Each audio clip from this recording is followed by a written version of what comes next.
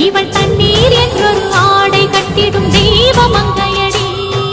தையம் தீயம் தக்கு தீயம் தக்கு தையம் தீயம் தக்கு தீயம் தக்கு தையம் தீயம் தக்கு தீயம் தக்கு தையம் தீயம் தக்கு தீயம் தக்கு